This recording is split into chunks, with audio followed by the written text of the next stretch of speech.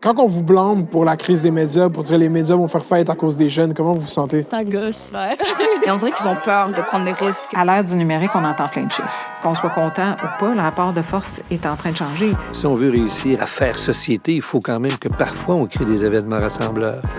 Quand tu es dans l'histoire, tu réalises pas qu'il y a une histoire à raconter, tu fais juste la faire. J'ai déjà entendu quelqu'un dire « Est-ce qu'on veut vraiment aller les chercher? » Et là, je pense qu'on a un clip for the books, direct dans les archives de l'ONF.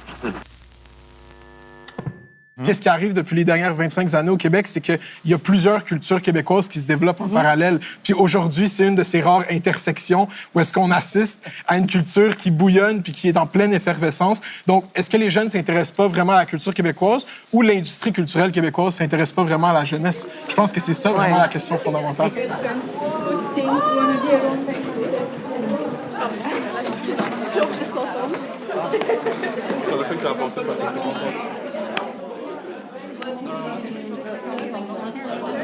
À 11h, j'arrive à l'école à 10h. Je pense une heure d'avance. Je pense à 10. OK, fait que bonjour tout le monde, moi je m'appelle Mounir Kadouri. Depuis 2019, je produis des vidéos sur Internet qui vont de sérieuses. Assemblée est une série d'interviews politiques. Aujourd'hui, je fais une vidéo sur le projet de loi sur la laïcité à un peu moins sérieuse. Est-ce que vous pouvez tenir ce L pour la ville de Laval? Je tiens pas les L pour la ville de Laval. Je suis le fils de 2 immigrants marocains, mais ma voix a toujours été québécoise. C'est en commençant à faire des vidéos sur YouTube que j'ai réalisé que je parlais juste du Québec. Tout le monde en parle, c'est l'exemple parfait de à quel point les médias québécois sont aucunement adaptés aux réalités des télécommunications de 2019. Commençons par le début. Ma mère est arrivée ici en 1991. Elle a eu 3 enfants back-à-back pendant toutes les années 90. Elle a tellement consommé de télévision québécoise pendant les années 90 que quand tu parles avec elle, tu pourrais même pas savoir qu'elle vient du Maroc. Le Bolduc, ben oui. Pour moi, la télé, c'était tout. J'étais toute seule. Je venais d'un pays, bien sûr, il était francophone. Puis ouvrir la télévision et trouver le français, c'était une façon de connaître la culture. Je me sentais comme en famille. Il y avait les Michel Richard, il y avait les débuts de Céline Dion, des émissions avec les Taillefer aussi, pour la culinaire aussi, pour connaître le pâté chinois. Tout ça, ça m'a aidé vraiment à être bien, puis aller au marché du travail, puis de ne pas me sentir seule dans le Québec. La télé a vraiment joué un rôle très, très important pour m'intégrer vraiment. T'as tellement délivré le début, genre comme si c'était genre rodé depuis 15 ans. Ah ben c'est ça, mais c'est qui t'a hérité ça, ouais, c'est ça. Bien, ça a été extrêmement important, puis ça a été extrêmement important, moi j'en suis convaincu, plus au Québec qu'ailleurs.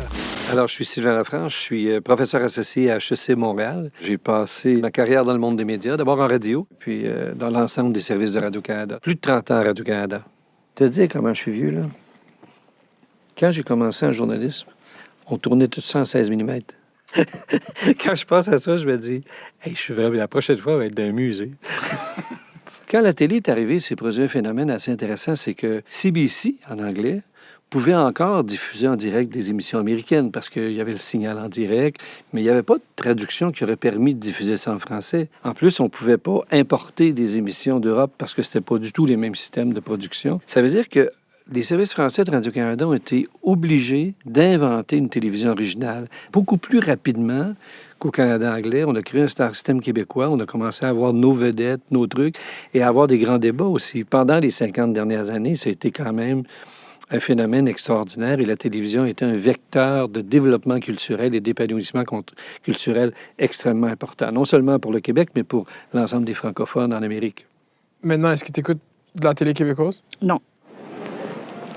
OK, là, c'est le vrai travail qui commence. Il faut trouver des jeunes qui vont vouloir parler avec moi, tu sais. C'est quand même... tu sais, espèce de vlog ONF. Là. Moi, je fais un documentaire pour dire que c'est pas vraiment que les jeunes ne s'intéressent pas à la télé, c'est pas bon de faire « Yo, vous faites rien qui intéresse les jeunes, actually, genre. » OK. T'es down? Attends, t'as ça. Je t'ai dit, on va en avoir. Je suis là. Je suis maire de Laval, on est à Montmorency, là. On va finir par en avoir. Ah, est-ce que vous écoutez la télé québécoise? Non. Peut-être 2 fois de ma vie. Depuis que j'ai peut-être 12 ans que je regarde plus la télé. Pendant ma jeunesse, je regardais Télé-Québec. Il y avait quelques émissions que je regardais le matin, toi, avant d'aller à l'école. Mais plus quand on était jeune, je pense. Chalet, suite au texto. Ouais. Oh oui. Ça, mais après ça, plus jamais. Je me voyais pas souvent représenté par des bonnes figures noires pour moi. Ça ressemble plus la culture québécoise d'avant. On va pas se mentir, on peut pas vraiment se reconnaître là-dedans. Il y a plus comme, tu vois, le show que tout le monde parle. Je m'en fous de savoir District 31, le policier, la saison 38. Là. Il y a beaucoup de choses qui sont pas ciblées vers les jeunes. Le contenu québécois, il est difficile d'accès. C'est pas juste parce que c'est la télé québécoise, c'est parce le média en tant que tel. Exactement.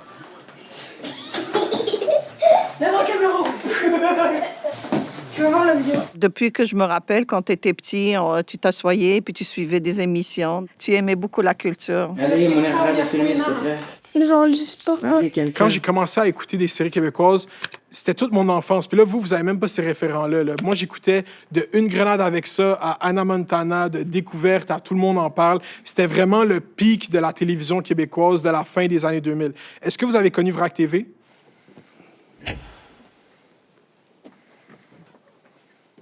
C'est sérieux? Allumer un peu plus que ça. Ben, je me nomme Denis Dubois. J'ai commencé au début des années 90 à Canal Famille. Pour, après ça, l'idée, c'était de transférer Canal Famille en VRAC TV, d'en faire une vraie chaîne qui était à l'écoute des jeunes. Faire de la jeunesse, au départ, c'est tellement au niveau de la création. Si tu peux te permettre une folie que tu perds en adulte.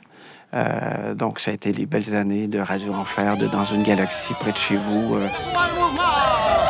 Quand on a décidé de faire la transformation en VRAC TV, on a, dans notre positionnement, fait un choix et on avait un parti pris pour les jeunes, en se disant, on ne fera jamais de choix en fonction des parents, on va le faire en fonction des jeunes. On n'est pas des cons, on est capable d'évaluer si on va trop loin, mais si on sentait que le jeune était capable d'en prendre, bien, on allait dans sa direction. Donc, notre choix est porté là-dessus. C'est fait. En 2007, j'ai eu un iPod Touch. Qu'est-ce qu'il y avait sur le iPod Touch? Il y avait YouTube. Directement, là, moi, tout le Carve l'Antigala, Drake and Josh, Une grenade avec ça, j'ai tout lâché ça. Puis j'ai commencé à écouter des movie reviewers américains qui parlaient des Avengers puis de Iron Man. J'étais tout plongé dans cet univers de comic book à 10, 11 ans. Ça s'est fait tout seul, genre. Je vais avoir l'air prétentieux, mais depuis longtemps, du moins quand j'étais à Télé-Québec, je me disais, tu sais, l'avenir, c'est YouTube. C'était quoi votre poste chez Télé-Québec? Directeur général des programmes. Et c'était l'Antéchrist, là. C'était Vader Rétro Satana. Là, on est déjà, là, on sentait qu'il y avait quelque chose qui se passait, qu'on allait un petit peu, sans dire perdre le contrôle, mais que ça allait devenir difficile. La transition, elle a commencé là. Est-ce que vous écoutez les vidéos de Cheyenne sur YouTube? Ah ouais. OK, c'est ça. Aujourd'hui, je vais enfermer 10 menteurs dans une maison. Je m'appelle Alex, je suis monteur vidéo avec le YouTuber créateur de contenu Shine West. On est de retour avec un concept que vous aimez vraiment. Je suis pas mal son bras droit pour sa chaîne YouTube. J'ai commencé à travailler sur les réseaux sociaux au Québec en 2017-2018. Les productions autant culturelles dans les médias traditionnels que YouTube, on sentait pas que ça nous représentait. Pourquoi est-ce qu'on pourrait pas, nous au Québec, faire du bon contenu aussi? Après ça, ça a été tranquillement de découvrir qu'il y a d'autres gens comme moi qui sont passionnés de création de contenu puis qui font du mieux qu'ils peuvent avec les moyens qu'ils ont. On va faire des productions qui atteignent 400-500 000 personnes. Bonjour, une coupe de lait? Dont 80 % sont au Québec. La majorité des gens qui voient ces vidéos-là, c'est des jeunes, justement. Au début des années 2010, on se disait, sur YouTube, on va mettre que des extraits. C'était niaiseux. C'était niaiseux parce que les jeunes étaient déjà là. Et encore aujourd'hui, ce qui me rend fou, on est en 2025-26, on a encore ce réflexe-là de vouloir ramener les jeunes sur notre plateforme, alors qu'il faut le prendre autrement. Il faut se questionner. Que veulent-ils écouter? Comment veulent-ils l'écouter? Où veulent-ils écouter leurs émissions? Qui c'est qui est abonné au câble ici? Non, mais tu peux pas demander à eux autres. Mais non, mais c'est parce que la TV est financée par le monde abonné au câble. Puis je connais personne en bas de 40 ans qui est abonné au câble. Hey, en bas de 50 ans. Mais ça se transforme. Ça devient ici tout.tv. Ça devient des sites sauf qu'il de n'y a pas d'argent de donner aux artistes là-dedans parce qu'ils sont pas obligés. C'est ça, la game. C'est que je te parle de l'industrie. Là. Parce que la musique a vécu, la TV va le vivre. On avait parlé de la décision du CRTC de ne pas s'impliquer dans le développement de l'Internet au milieu des années 90. Ouais. Comment ça a arrivé, ça? Comment ça a été perçu? Étonnamment, c'est pas une chose dont on a tellement parlé parce que il y avait beaucoup de gens qui étaient dans le déni un peu sur ce qu'allait devenir l'Internet. Hein. À mon avis, bien des années plus tard, on peut le dire, ça a été une erreur parce que là, ça a été comme une porte d'entrée à une vitesse inouïe de l'ensemble de plateformes internationales qui sont arrivées de toutes sortes de façons. Ça venait affaiblir ce qui avait été toute la force au 20e siècle du système de réglementation canadien. Parce que notre système de réglementation canadien était obsédé par un protectionnisme très fort. Parce que si vous vouliez créer une station de radio ou de télévision, il fallait avoir un très, très gros émetteur, il fallait avoir un permis du CRTC, c'est très compliqué. Mais vous aviez le privilège d'une onde radio, d'une onde télé. Et on pouvait technologiquement contrôler tout ça. Mais les grandes plateformes sont arrivées vraiment tout d'un coup, sans foi ni loi. Ils n'avaient pas de réglementation, pas obligés d'investir dans le système, pas limités par rien. Alors ça a un peu fait tomber toutes les croyances qu'on avait. On pouvait gérer un système qui protégerait notre culture, qui protégerait nos créateurs, qui protégerait nos créations. Cela dit, est-ce qu'on aurait pu le contrôler? On peut faire un débat là-dessus parce que c'est vrai qu'il y avait des difficultés. C'est vrai que c'était pas simple. Et ça a été un énorme bouleversement. Puis là, imagine, tu donnes un téléphone à quelqu'un de 10 ans avec un fil algorithmique de IG Reels puis de genre TikTok où est-ce que comme il y a 3 vidéos qui jouent en même temps puis genre un gars qui joue à Subway Surfer en dessous, genre c'est comme vraiment impossible de compétitionner avec ça. Est-ce que t'aimes ça, mon jouer à l'ordi? Oui. Beaucoup? Oui. Je crois plus à une télévision jeunesse pour adolescents. Je crois plus à cette époque-là de VRAC TV.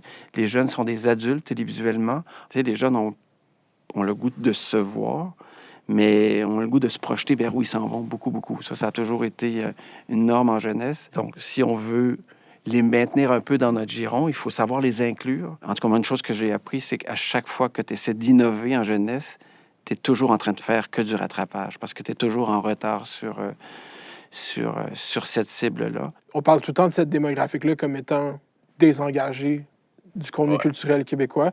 Qu'est-ce que tu penses qu'ils retrouvent dans vos vidéos? Je pense qu'ils se retrouvent plus eux-mêmes dans nos vidéos. Nous, on recrée un peu cette dynamique-là de groupe d'amis, début vingtaine, comme on a déjà vu dans des émissions par le passé, autant à télé québécoise qu'américaine. Puis je pense que c'est principalement ça qu'ils peuvent retrouver. Puis aussi, tout ce qui est les référents culturels, l'humour, puis tout ça, ça change avec les années. Puis c'est les jeunes qui sont le plus au courant de tout ce qui se passe. Donc c'est eux qui sont les mieux placés pour aller rejoindre les gens de leur génération. Fait que là, on va faire un atelier, OK? Juste comme vous mettre en petit cercle, genre bouger les chaises. Puis come up avec un pitch de show télé, genre. C'est quoi le dream show télé? On fait juste créer un hit. Let's go, là, on cook.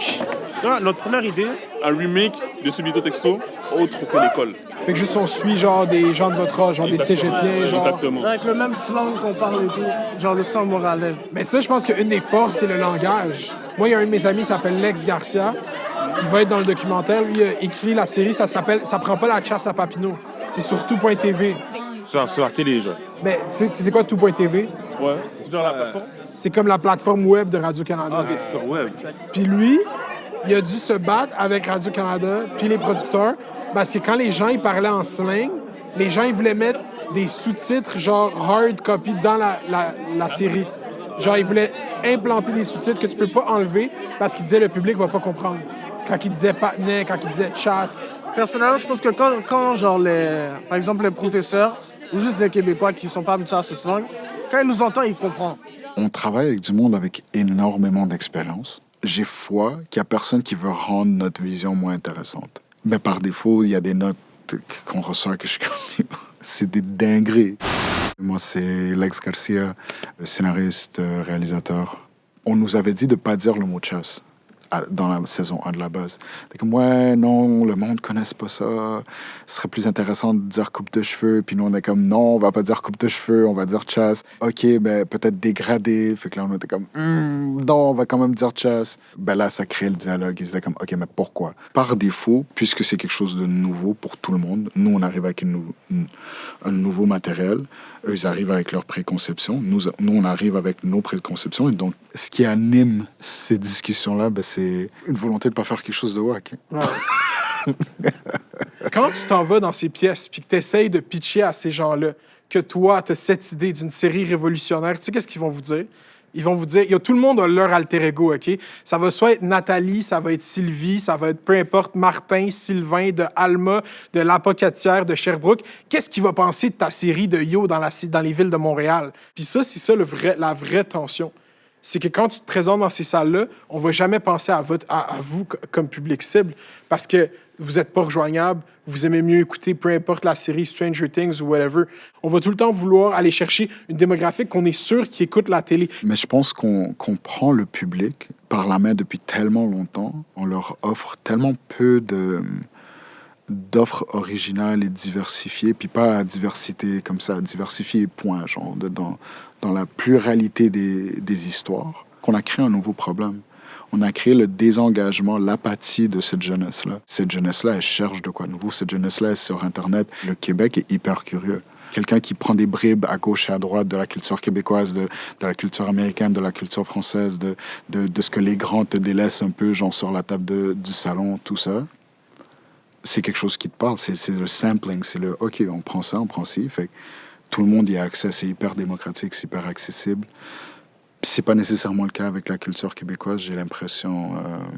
Pas la culture québécoise, mais l'industrie culturelle québécoise. Ce géant de la production culturelle québécoise, c'est tellement homogénéisé, tellement pris par la main et tellement pris peu de risques dans les dernières années que sa jeunesse s'y est complètement désinvestie.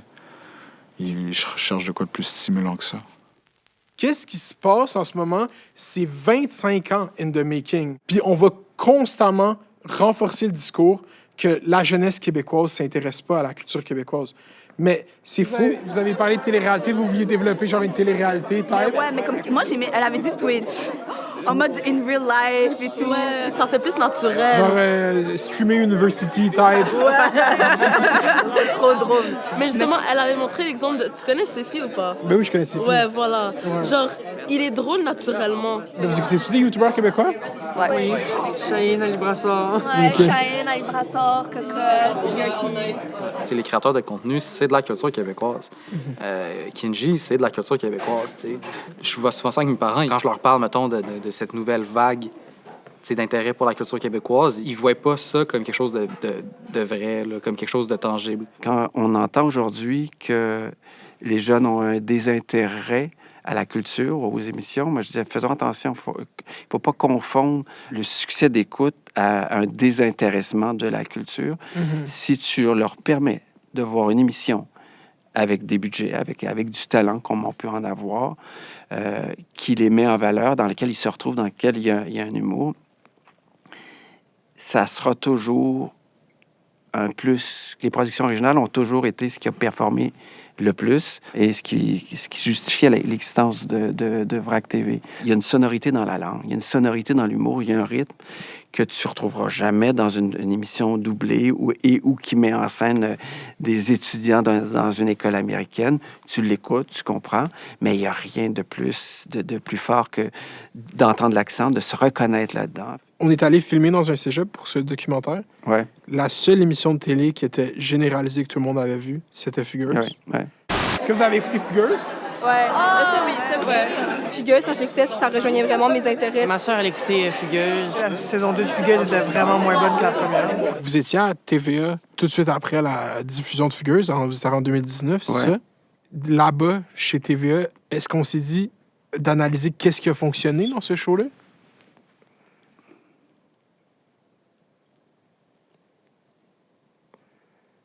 Je suis pas sûr qu'on s'est posé tant la question. Ça a été au niveau des... il y avait une qualité au niveau des textes, au niveau dramatique, donc je pense que... Tu vois, le fait que Fugueuse, c'est été dans une espèce d'ambiance urbaine, le rap, la criminalité, le jeu avec le langage, le fait qu'on essayait d'émuler la langue parlée à Montréal, toute la culture mémétique qui s'était développée autour de Fugueuse. Tu sais, une analyse vraiment d'un point de vue marketing.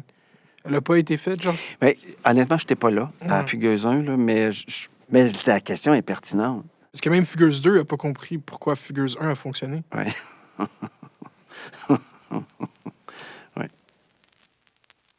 Pourquoi pas Montréal vide, centre-ville? Je sais pas, genre les Québécois, ils aimeraient voir pour une fois le centre-ville vide.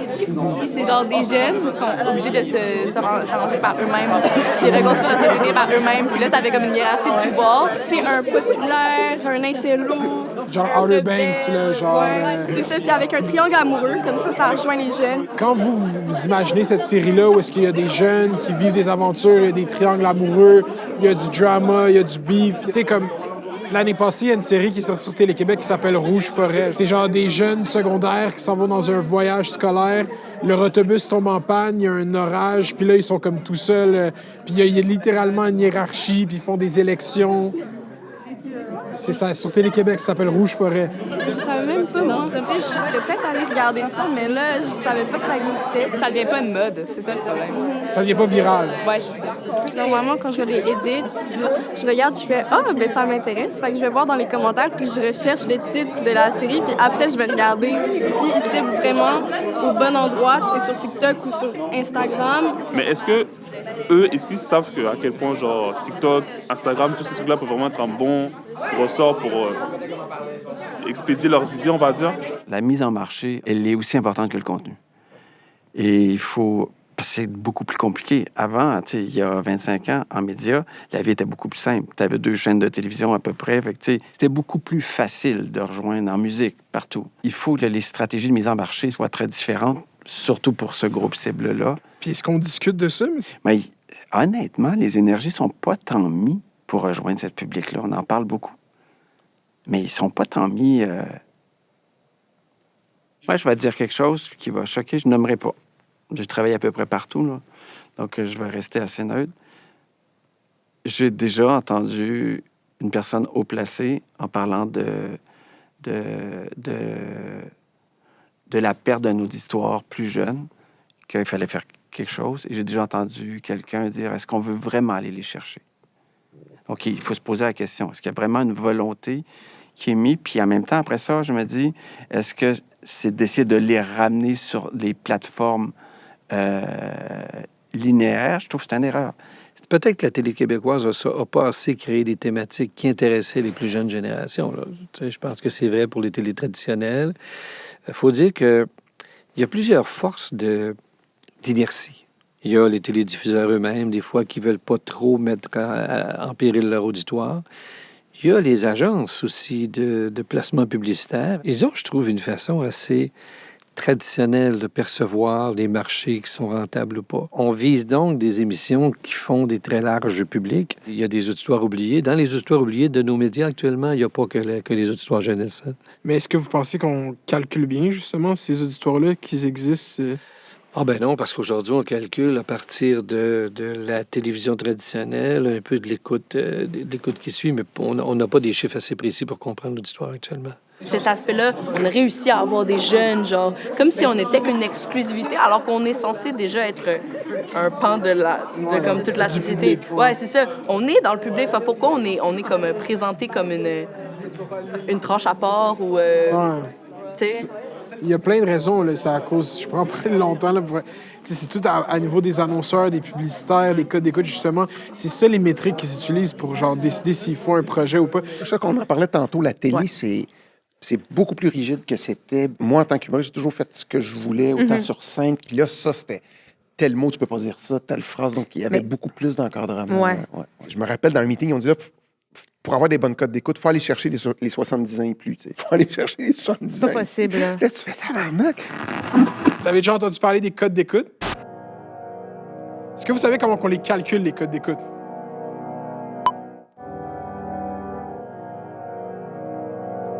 Ça, c'est une belle et grande histoire. Là, ça va te prendre du tas de tape parce que c'est compliqué, mais je vais essayer de te vulgariser ça. D'ailleurs, c'est un sujet tabou. Jamais personne va t'en parler en radio, en télévision. C'est sûr, c'est notre base de commerce. Alors, Numéris, c'est une entreprise en but non lucratif qui est représentée autant par les médias broadcast et les agences et annonceurs de l'autre côté. Il y a à peu près 1000 personnes au Québec que le matin, ils se lèvent, ils se mettent un pager sur eux autres. Ils vont sur Jean Coutu. Ah, c'est Énergie qui joue. Ils écoutent Énergie. Ce panel-là est représentatif de la population canadienne. Ils embarquent dans le char. Ah, ben c'est Cogeco, c'est Cogeco. Ils arrivent à la maison, ils ouvrent les nouvelles, c'est les nouvelles. C'est un petit peu plus que 11 000 personnes à travers le Canada. Donc, on prend les chiffres de ça, on fait une extrapolation sur l'ensemble de la population et on évalue à 1 312 000.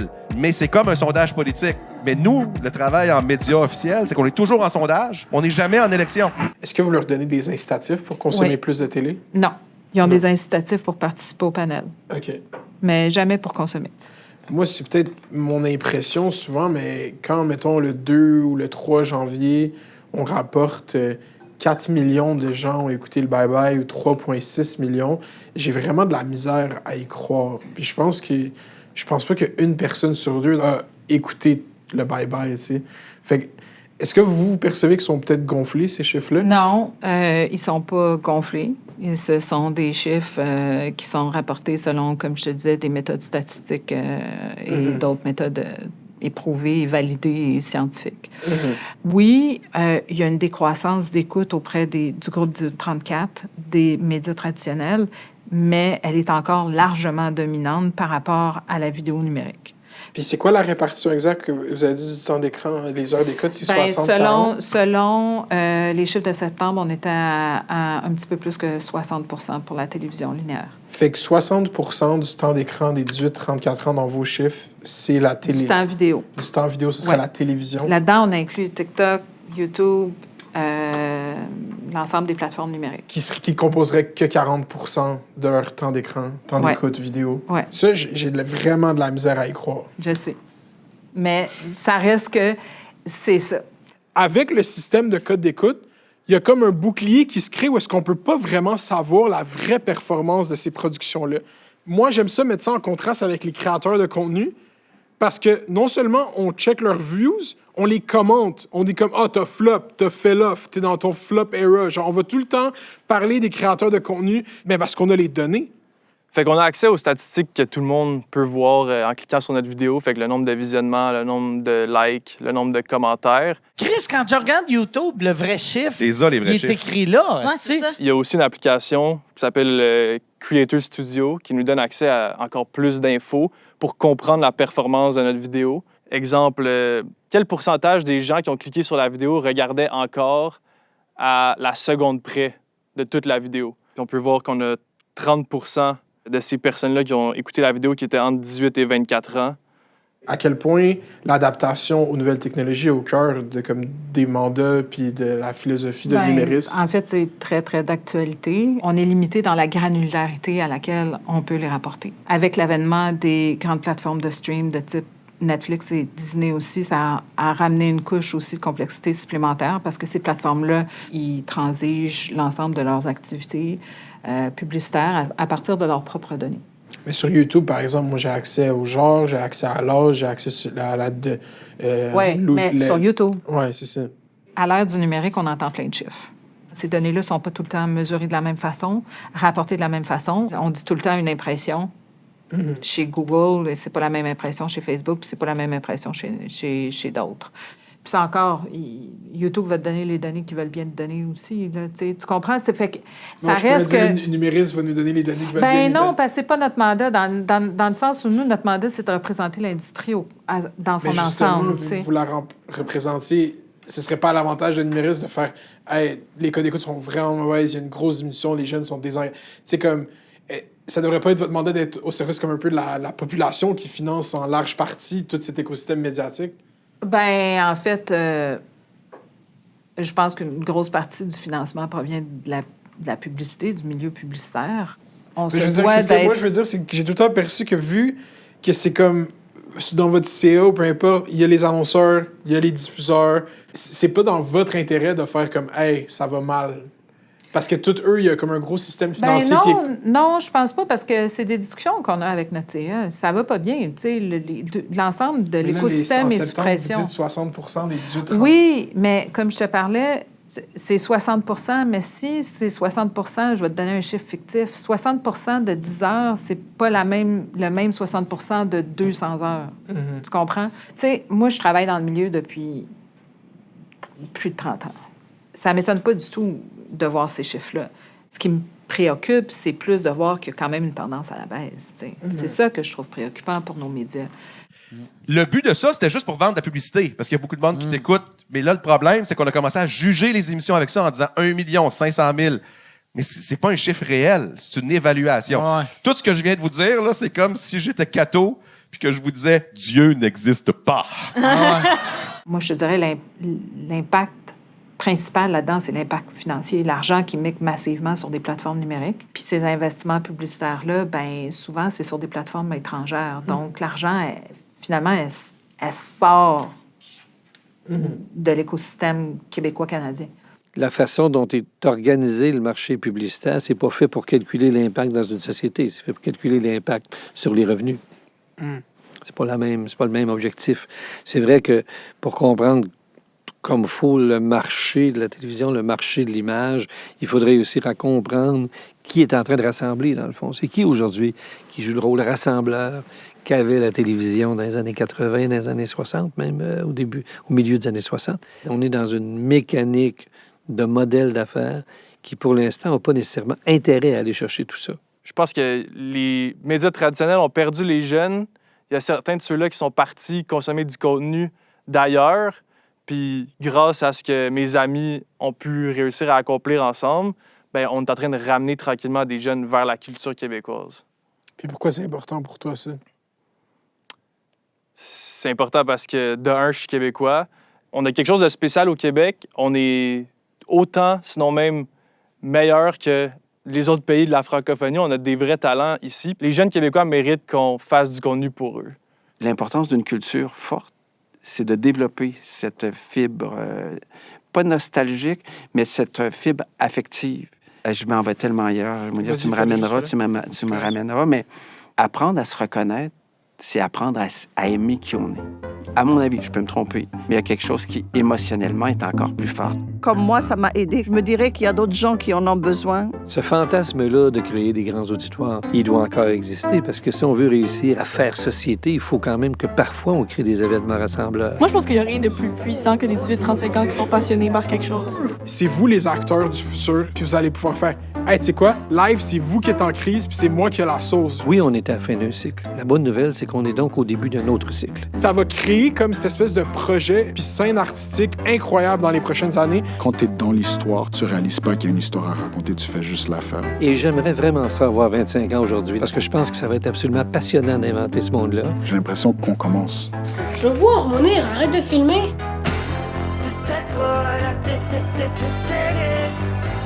Mais ils vont finir par nous voir. Peut-être à la télé. Mais ils vont finir par nous voir. Comme shit's real. Shout-out à l'ONF, puis shout-out à tout le monde qui a travaillé là-dessus. Je suis fucking chanceux. C'est le vlog. On filme. Après moi, le déluge. Gang, gang, gang.